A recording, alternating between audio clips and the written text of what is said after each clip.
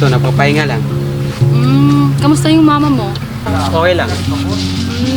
Alam mo ba, nagpaproblema ako anong plano ko sa college. Ikaw ba, anong plano mo? Gusto ko maging pulis. Ito. Police? Yes. Mas bagay sa'yo maging kriminal eh. Pinapatawa naman ako dyan eh. Hindi, biro lang. Baka kang seryoso eh. Hindi naman. May problema ka? Wala. Eh bakit nandito ka?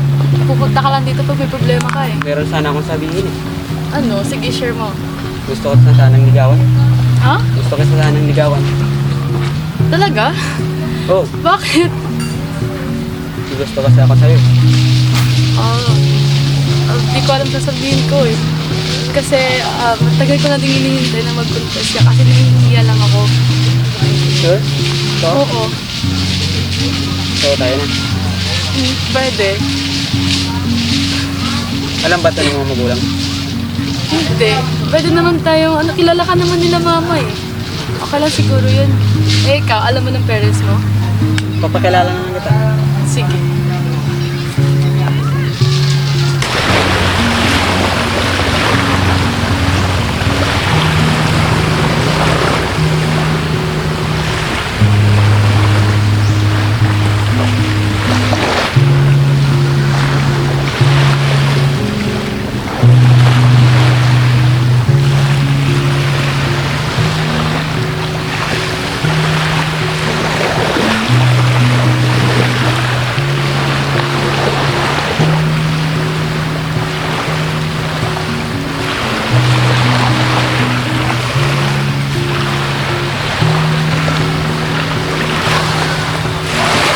Alam mo ba, buhat kung ikaw ay iiwanan ko.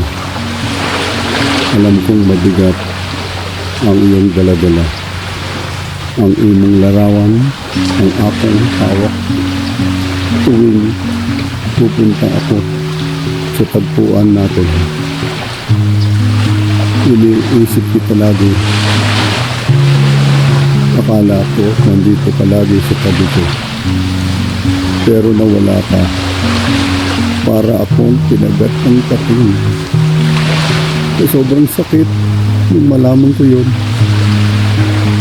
Tinatanong ko sa sarili ko kung kasalanan ko ba talaga yung nangyari. Dahil simula nung iwan kita, parang nawala lahat sa'yo. Kapag wala ka naman, kinakailangan kita dito para manatili sa tabi ko.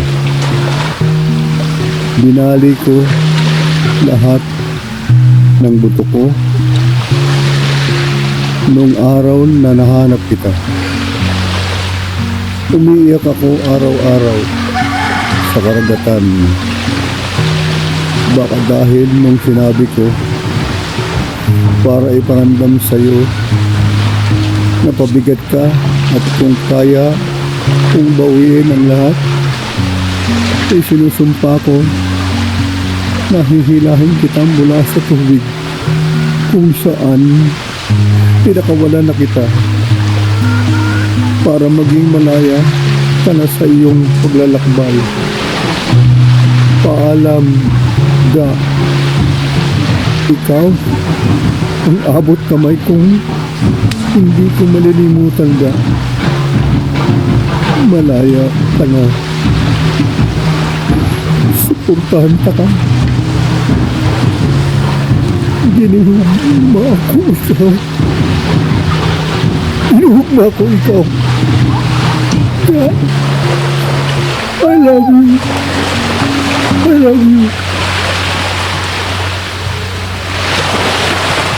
You can go now. I love you. Suportahan ka ka. Ginihigma ikaw.